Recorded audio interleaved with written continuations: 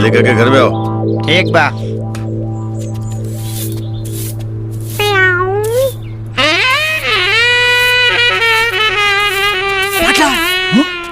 चला। अरे आओ।